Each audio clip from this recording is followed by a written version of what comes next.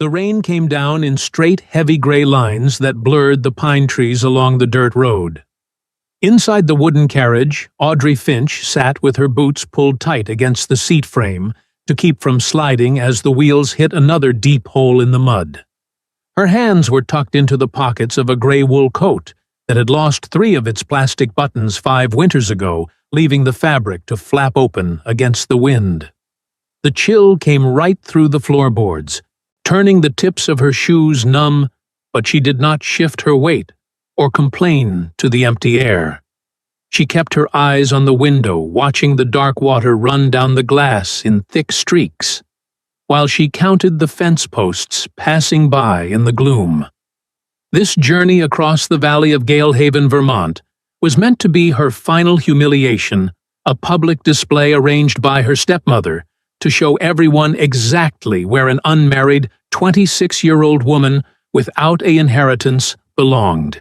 Miriam Finch had spent the entire morning sitting by the marble hearth in town, her fingers covered in gold rings as she sealed a single sheet of paper with dark wax. She had smiled when she handed the note to Audrey, telling her that the master of Greystone Manor was looking for someone to look after his house, and that a plain, quiet girl would suit him perfectly. Everyone in the village knew the stories about the man who lived behind the iron gates on the hill, a strange recluse who never showed his face in the daytime and left his lands to go dark. The local merchants whispered that he was not entirely human, a creature from an older world who drank from crystal cups and kept his white hair hidden from the sun. Miriam had laughed quietly when the carriage arrived, ensuring the driver knew not to offer Audrey an umbrella or a warm blanket for the 2-hour ride through the storm. The carriage groaned to a sudden stop, throwing Audrey forward against the rough wooden frame of the front seat. Outside, the iron gates of Greystone Manor rose into the gray mist, their sharp tops pointed like old spears against the wet sky. The driver opened the small wooden window behind his head and shouted down into the carriage, his voice rough from the cold air. He told her that his horses would not go a single yard further up the mountain road, because the mud was too deep, and the air near the house made the animals shake. He threw her small canvas bag onto the wet gravel, by the side of the path, turned the team around with a sharp crack of his leather whip, and left her standing alone in the downpour. Audrey picked up her bag, pulled her torn collar up against her neck, and began to walk up the long, rising driveway. The water soaked through the thin soles of her leather boots within the first 10 steps, turning the wool socks inside into cold weights. Her gray coat grew heavy as it absorbed the rain dragging at her shoulders and pinning her wet dress against her ankles as she walked past the tall pine trees.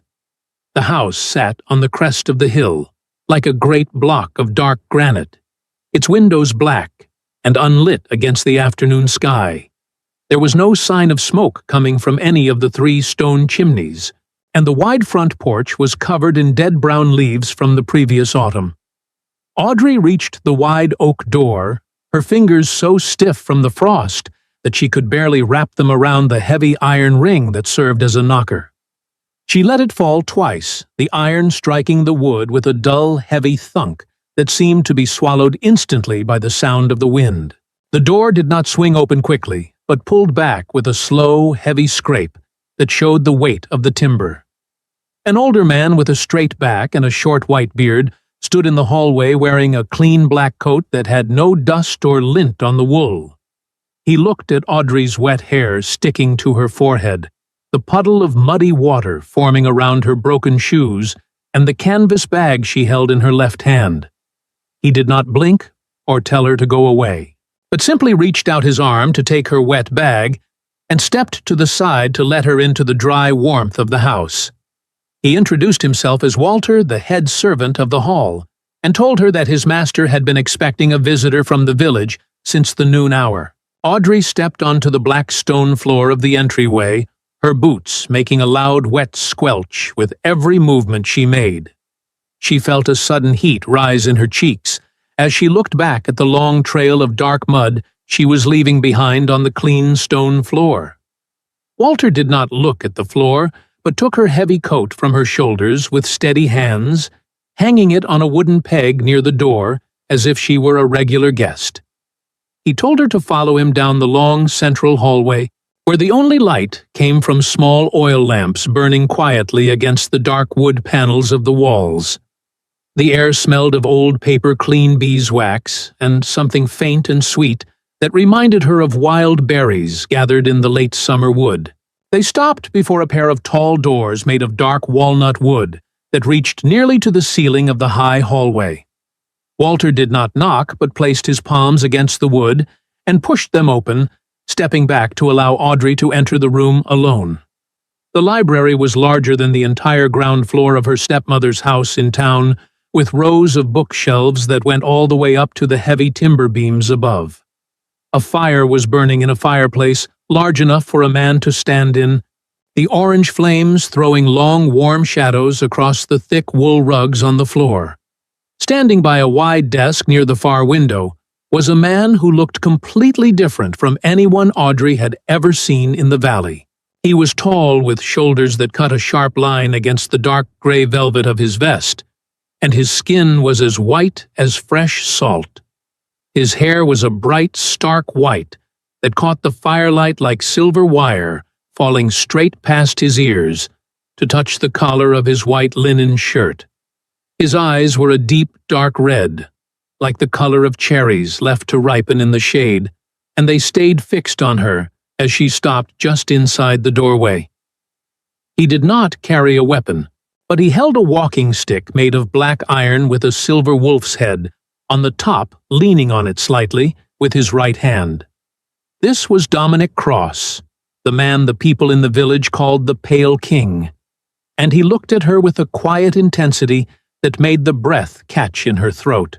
The silence in the library lasted for several seconds, broken only by the steady sound of wood popping in the deep hearth, and the water dripping from Audrey's wet skirt onto the rug. She kept her head up, waiting for him to tell her that she was an insult to his house, that her clothes were trash, and that she should go back to the storm. Dominic did not speak at first, but his red eyes moved slowly from her wet hair down to the cold red skin of her bare hands. He walked across the floor with a strange, silent step that made no sound on the thick rugs, his iron cane clicking softly, only when he reached the stone border of the fireplace. He reached out with one pale hand, gripped the back of a large leather chair, and pulled it 3 feet closer to the heat of the fire. He pointed a long white finger toward the warm leather seat, and told her to sit down before the chill took her legs completely. His voice was low and rough, like stones rolling over each other at the bottom of a river.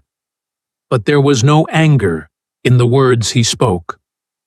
Audrey moved forward, her wet clothes feeling twice as heavy now that she was near the heat, and let herself sink into the soft leather of the chair. The warmth of the fire hit her face like a physical blow, making her skin prickle as the cold began to leave her bones. Dominic turned his back to her and walked over to a long silk cord hanging by the window, pulling it once to signal the kitchen below. Walter returned within 5 minutes carrying a heavy brass tray that held a large green teapot, a single white mug, and a plate with 4 thick pieces of toasted bread. He also brought a dry, heavy blanket made of gray wool, which he laid across Audrey's knees without saying a word before he left the room again. Dominic stayed by the window, where the heavy velvet curtains were drawn tight against the gray afternoon light, leaving him in the soft shadows of the corner. He told her to drink the tea while it was hot, explaining that he had no use for a sick woman in his house and that the storm would not clear until the morning. Audrey took the mug with both hands, her fingers shaking against the warm clay, and took a long drink of the dark, sweet liquid. The tea was strong and tasted of winter spices and honey, warming her throat and bringing the color back to her cheeks after the long walk. She ate one of the pieces of bread, watching the way the white-haired man stood by the dark curtains, his pale face turned toward the fire, but his body perfectly still. He asked her why the widow Finch had sent her daughter out in a broken carriage during the worst storm of the year without even a proper shawl. Audrey set her mug down on the small table beside her and looked directly into his red eyes, deciding that there was no point in telling lies to a man who lived in the dark. She told him that she was not Miriam's daughter, but her stepdaughter, and that the note in his pocket was meant to be a joke at his expense. She explained that her stepmother thought he was a mad beast, who would look at a plain poor girl in a torn coat and throw her into the mud to teach the town a lesson. She told him that Miriam wanted her to come back crying so that the neighborhood would have something to whisper about over their tea for the next 6 months. Dominic listened to her story without moving a muscle, his white face expressionless under the silver strands of his hair, as she spoke of her family's cruelty. When she finished, he reached into the pocket of his vest, pulled out the letter with the dark wax seal, and held it out toward the light of the fire. He read the words aloud, his low voice making her stepmother's elegant handwriting sound small and mean in the large room. The letter said that Audrey was a dull girl with a sour temper who could not find a husband in town and would be glad to work for her bread and tea. Dominic let the paper drop from his fingers straight into the center of the burning logs, where the fire caught the edges and turned the white sheet into black ash in 3 seconds. He turned back to Audrey, the red in his eyes looking brighter against the dark background of the library shelves as the flames flared up. He told her that her stepmother was a small woman with a small mind, and that she had completely miscalculated the kind of bargain he was looking to make. He said he had no interest in the young girls from the town who cried when the wind blew or fainted when they saw the old bones of the hills. He walked back to his desk, leaning his iron cane against the heavy oak wood, and sat down in a high-backed chair that stayed in the deep shadows away from the hearth. He told her that he owned 3,000 acres of timberland, 5 stone mills along the river, and a house with 40 rooms that had not been properly cleaned since his father stopped walking the earth. He said his old legs were stiff from the passage of many winters. His eyes could not tolerate the glare of the summer sun, and his ledgers were a mess because the previous clerks were afraid of his pale face. He looked at her through the gloom and asked her if she had the courage to look after a house where the master did not go out in the day. Audrey looked down at her hands, which were finally warm under the gray wool blanket, and thought about the cold room she had slept in at her stepmother's house for the last 7 years. She thought about the way Miriam looked at her, like she was an old piece of furniture that took up too much space in the parlor. She looked up at the pale king with his stark white hair and his strange dark red eyes, and saw a man who did not look at her with pity or disgust. She told him that she had spent her whole life working for people who hated her, and that she was not afraid of a house that kept its curtains closed. Dominic nodded once, a slow movement of his head that seemed to seal a contract between them in the quiet of the library. The marriage took place 3 days later, in the small stone chapel that sat at the edge of the woods behind Greystone Manor, where the ivy grew thick over the narrow windows. There were no white flowers, no musicians from the village, and no guests sitting in the old wooden pews that smelled of damp earth and pine needles. The only people in the room were Walter, who stood by the door, with his hands folded behind his back, and an old justice of the peace, who had driven up from the next valley for $20. Audrey wore a simple dress of dark gray wool that Walter had found in one of the old cedar chests upstairs, the fabric heavy and thick enough to keep out the chill of the stone walls. Dominic stood beside her, his white hair combed straight back, and his pale skin looking like marble against the dark background of the altar.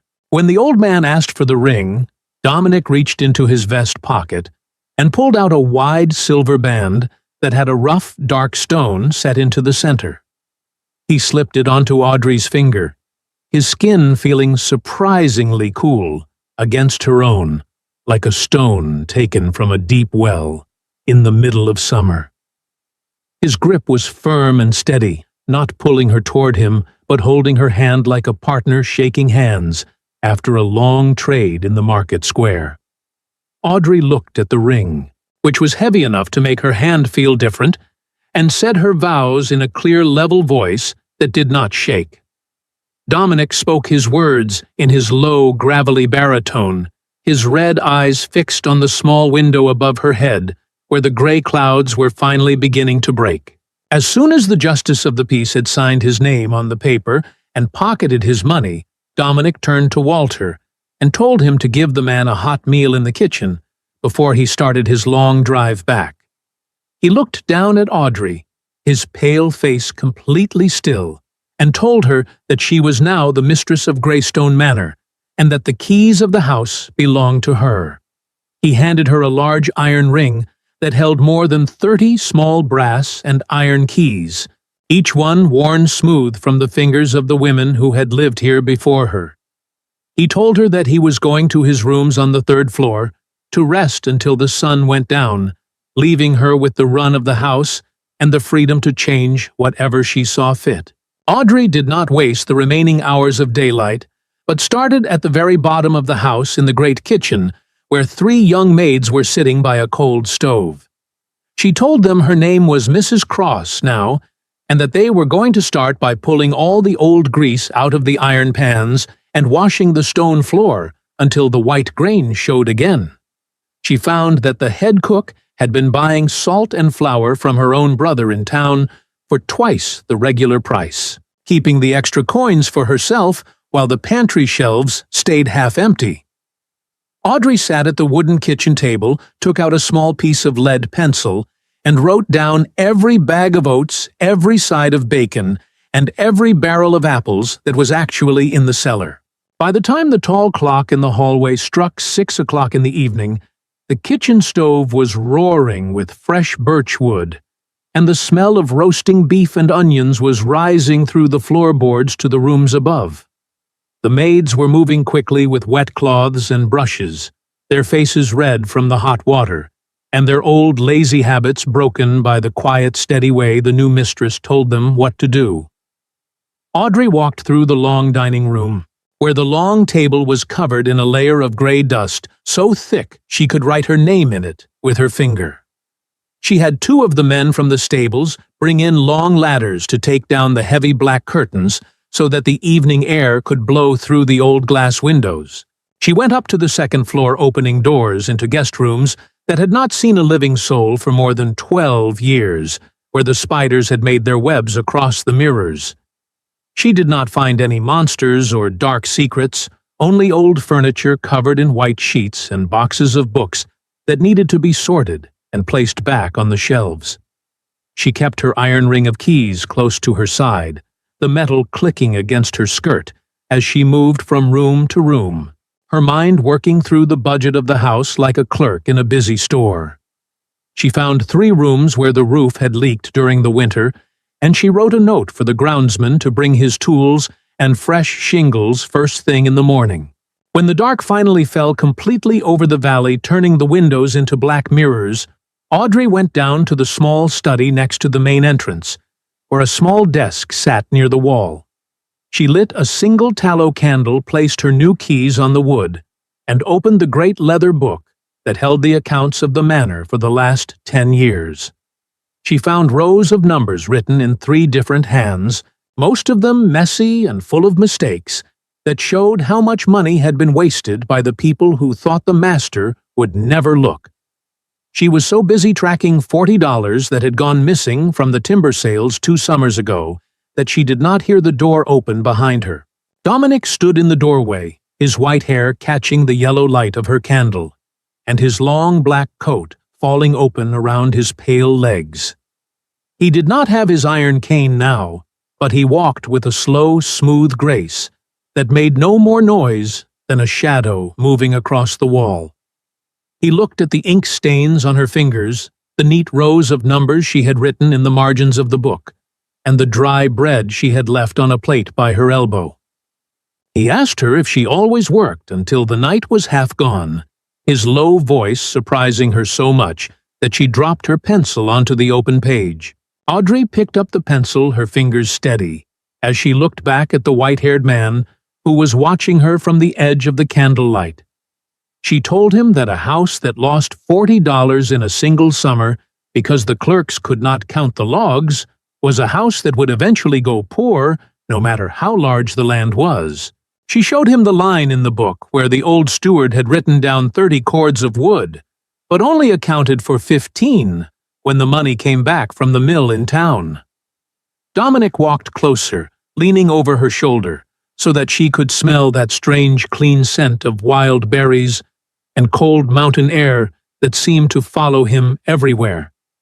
He looked at the numbers, his long white finger tracing the ink line she had drawn under the mistake, and let out a short, dry sound from his throat. He told her that the old steward had died in his bed 3 winters ago, which was fortunate for the man, as he did not tolerate thieves under his roof when he was young enough to walk the mills. He sat down in the wooden chair across from her desk, his pale face looking almost blue in the soft light of the candle, his dark red eyes blinking slowly like an owl's. He reached into his coat and pulled out a small glass bottle filled with a dark, thick red liquid that was not wine, lifting it to his lips to take a small, quiet sip. Audrey did not look away or ask him what was inside the glass, knowing that some secrets were better left alone as long as the work was done, and the house stayed warm. Dominic set the bottle down on the wood between them and asked her if she had found everything she needed in the kitchen and the storerooms during her first day as mistress. She told him that the cook was gone, having packed her bags as soon as she realized the new Duchess could tell the difference between 5 pounds of salt and 10. She said she had put the young scullery maid, a quiet girl named Martha, who knew how to keep her mouth shut, in charge of the baking until a proper woman could be hired from the next valley. Dominic watched her as she spoke, his red eyes staying fixed on her lips, a tiny movement at the corner of his mouth showing that he was not displeased with her work. He told her that his people had lived in this valley since the first trees were cut by the old settlers long before the town had a name or a church with a bell.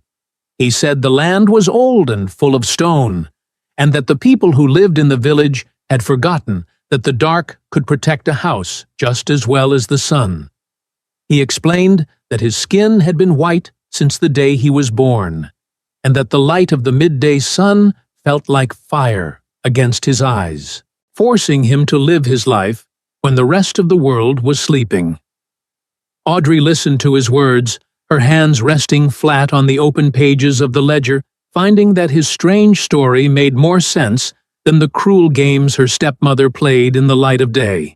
She told him that she did not care about the color of his hair or the hours he kept, because a man who gave her a dry chair and a hot cup of tea when she was freezing was better than a man who spoke sweet words and left her in the rain. Dominic reached across the desk, his long, pale hand stopping just an inch away from her fingers, his skin looking like carved bone against the dark wood of the table. He told her that he had lived alone in this great stone hall for 40 years after his mother went into the churchyard, and that he had forgotten what it sounded like to hear a woman's boots on the stairs. He said he had made a good bargain when he took the girl in the torn coat, and that he would ensure her stepmother learned that lesson before the year was out. He stood up from his chair, his tall form disappearing back into the shadows near the doorway, before she could even hear the scrape of his boots on the floorboards. He told her to go to bed before the candle burned down to the wood, reminding her that there were 3 tons of fresh coal coming from the station at 7 o'clock in the morning. Audrey stayed at the desk for another 5 minutes, looking at the spot where his pale hand had rested, feeling the quiet strength of the old house around her like a heavy winter coat. She closed the great leather book, blew out the candle with a short breath, and walked up the dark stairs to her room without using a lantern to find her way. The next 2 weeks passed in a steady rhythm of soapwood smoke and the sound of hammers against the old stone walls of the outer buildings. Audrey spent her mornings in the cellars watching the men stack the heavy black coal in neat rows against the foundation walls so that the dust did not blow into the larders. She met with the farmers who rented the lower fields, adjusting their rents by 3 bushels of corn each, because the summer had been too dry, and their cows were thin. The men were surprised to find a woman who knew the price of seed and the weight of a calf, but they took off their hats when she spoke and signed their names to the new papers with steady hands. By the third week of the winter, Greystone Manor looked like a different house to anyone who passed the iron gates on the road from the valley below. The high windows were clear of grease and dust reflecting the blue mountain sky in the afternoon, and 3 separate columns of white smoke rose from the chimneys every day. The people in the village stopped whispering about the monsters on the hill and started talking about the massive wagons of grain and beef that were being ordered from the local stores. Audrey had replaced 5 of the old servants who had been drawing wages for doing nothing, hiring young people from the surrounding farms who were glad to work for a mistress who paid them on the first day of every month. Dominic kept to his rooms during the bright hours, but every evening when the clock struck 8, he came down to the long dining room where a single place was set for her at the head of the table. He would sit in the high-backed chair at the opposite end, his white hair shining under the oil lamps, drinking his dark red tonic from his crystal glass, while she ate her supper of hot stew and bread. They did not talk about romances or the small gossip of the town, but they spoke of the timber prices in Burlington, the condition of the sheep on the North Ridge, and the cost of repairing the old water wheel at the mill. Audrey found that he had a sharp, cold mind that could remember every tree cut on his land since the year he was 20, and he never raised his voice even when they disagreed about the price of iron. One Thursday evening, after the dishes had been cleared, by Martha, Dominic reached into his long gray coat and pulled out a long, narrow box made of dark leather with silver clasps on the side. He pushed it across the long table toward her, his red eyes watching her face as she unlatched the silver hooks and lifted the lid of the box. Inside was a spectacular fountain pen made of dark polished walnut wood and solid silver, along with a thick bottle of black ink that smelled of vinegar and old iron. He told her it was a tool for the mistress who kept his books so clean, explaining that he did not like to see the Duchess of Westford using a cheap lead pencil to write down the names of his tenants. Audrey touched the smooth silver point of the pen, her throat feeling suddenly tight, as she thought about the old wooden box where she used to keep her 2 broken pencils at her stepmother's house. She looked across the long table at the pale man with the white hair, realizing that this was the first real gift anyone had given her since her own father had died when she was 19 years old. She told him thank you in a voice that was softer than usual, her fingers wrapping around the warm wood of the pen as she placed it back in its leather bed. Dominic gave a short nod of his head, his face staying in the half-light of the lamps, but his red eyes looked warmer than they had on that first night in the storm.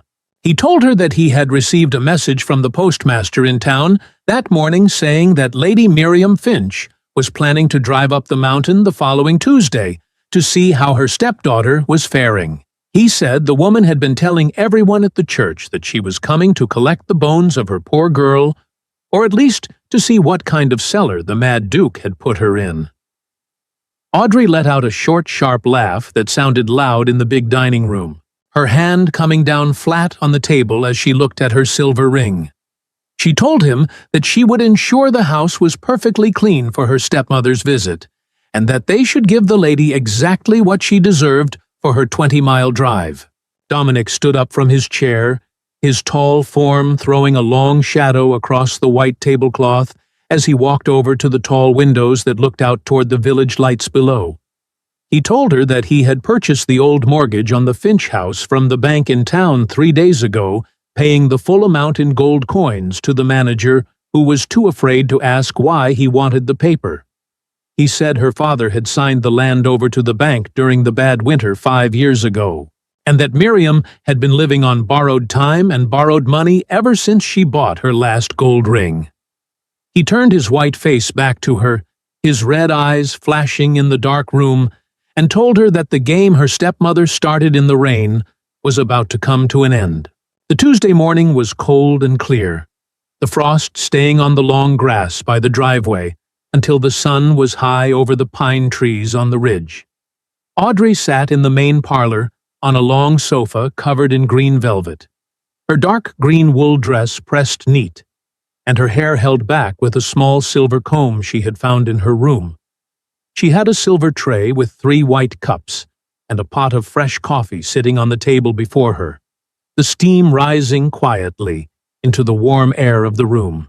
She did not look like the girl who had walked up the road 3 weeks ago with her shoes full of water and her coat torn at the shoulder.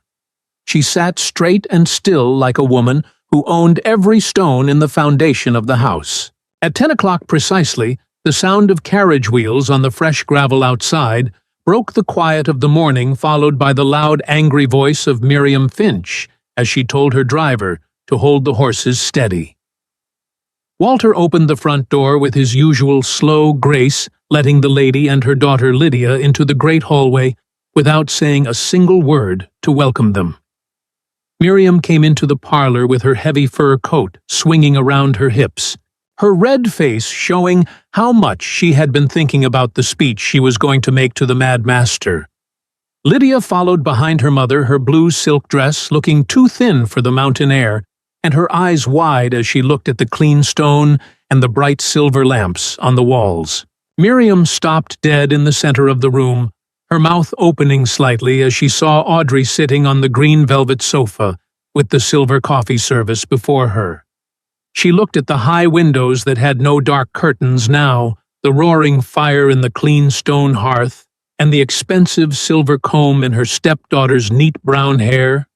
She demanded to know what kind of trick Audrey was playing, her voice high and sharp, like a jaybird in a cornfield, her fingers twisting the gold chain around her neck.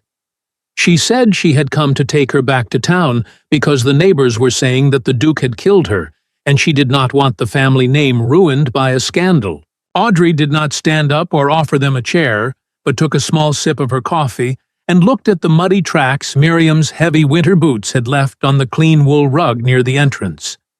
She told her stepmother that she was tracking dirt onto a carpet that had been cleaned by 3 maids yesterday, and that she should step back onto the wood before she said another word. Lydia pulled at her mother's fur sleeve, her face turning pale as she noticed how big the room was, and how quiet the servants were standing in the hallway outside.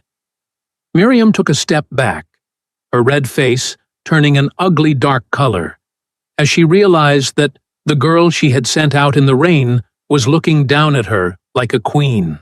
She told Audrey that she was an ungrateful wretch who had forgotten who gave her bread and a bed for 7 years after her father died in the debt room.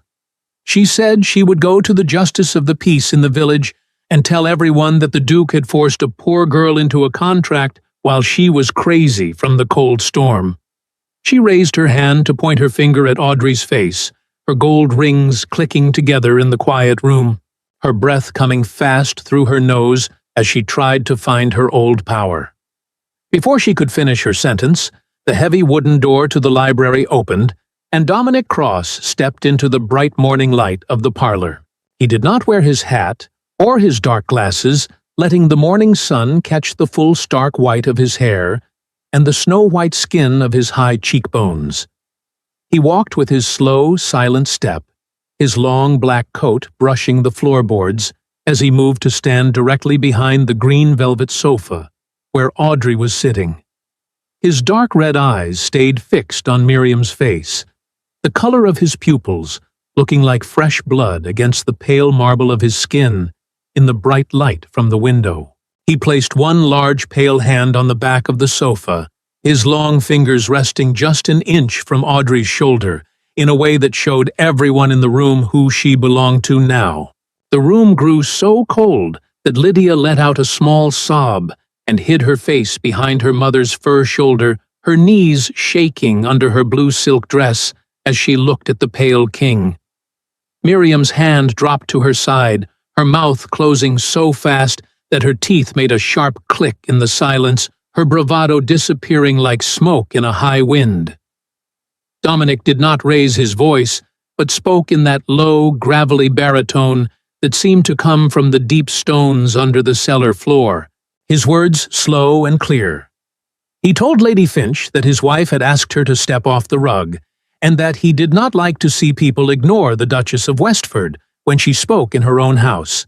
He reached into his inner pocket and pulled out a single sheet of old blue paper with 3 red bank seals along the bottom edge, holding it between his 2 long fingers. He told Miriam that this was the deed to the house in town, where she kept her gold rings and her fine carriage, and that the bank had sold it to him for $4,000 in gold. He said the debt was due on the first day of the coming month, which was exactly 7 days from today, and that he had the legal right to send the sheriff to throw her things into the street if the money was not paid. Miriam's face went from red to a dull, sickly gray, her hands coming up to grip her fur coat, as if she were the one standing out in the winter storm now. Dominic looked down at Audrey, his red eyes softening just a fraction as he met her steady gaze before he turned back to the trembling woman by the door. He told Miriam that his wife was a woman who preferred a quiet valley to a loud scandal, and that she had asked him not to take the house away from her father's family name just yet. He said they would keep the paper in the library ledger, as long as Miriam stayed in her own garden, never spoke the name of Audrey Cross to any of the merchants, and turned her carriage around whenever she saw the Greystone horses on the road. He pointed his iron cane toward the front door and told her she had 20 seconds to leave his sight before he changed his mind about the sheriff. Miriam did not say a single word, but grabbed Lydia by the arm and ran out of the room so fast that her fur coat caught on the brass handle of the parlor door, tearing a long strip of the lining away. The heavy oak front door slammed shut behind them with a loud boom that shook the small glass pictures on the wall, followed by the sound of their carriage horses galloping down the driveway toward the valley road. Audrey sat on the green sofa for a long moment, listening to the quiet return to the big house, her shoulders dropping as the old weight of 7 years of cruelty finally left her back. Dominic walked around the table and sat down in the large leather chair opposite her, his pale face looking tired in the bright light, but his eyes staying steady on her face. He reached across the small table between them, his long white hand moving slowly until his cool fingers rested over her silver ring, his grip firm and warm despite his pale nature. He told her that the trade was finished, and that her stepmother would never look at her across a parlor room again as long as the grass grew green in Vermont. Audrey turned her hand over, lacing her fingers through his cool ones, finding that she did not mind the coldness of his skin because it felt steady and real, like the bedrock of the mountain itself. They sat together by the fire for a long time, without speaking, the silver pen in her pocket and the keys at her side, the two of them alone in the great stone hall that had finally found its true mistress, looking out the high windows toward the white ridges of the mountains where the snow would stay until May. Audrey felt a quiet peace settle deep into her mind as she thought about the years that lay ahead of her in this valley. She knew that her life would never be like the stories the young girls in the village read in their little paper books full of sweet words, dances under the summer stars, and husbands who smiled in the morning sun. Her husband was a man of the dark, a creature who carried the cold of the old hills in his veins and kept his secrets hidden behind heavy velvet curtains when the day was bright. But he was also the man who had looked past her torn gray coat to see the strength in her spine, giving her a real home, an honest place, and the power to rule her own life without fear. The future did not look like a strange dark road anymore, but like a clean ledger page waiting for her silver pen to write down the numbers that would keep this house strong for 100 years to come. She knew there would be long winters with heavy snows that blocked the roads, quiet nights where the wind howled through the old pines, and days where they would have to live by the light of a single candle in the study. But as she felt the steady pressure of Dominic's hand holding hers, she knew that the cruel joke her stepmother had played in the rain had brought her to the only place where she truly belonged. She was no longer the poor stepdaughter waiting for crumbs at someone else's table. She was the mistress of the Pale King's Hall, and they would guard the valley together from the dark.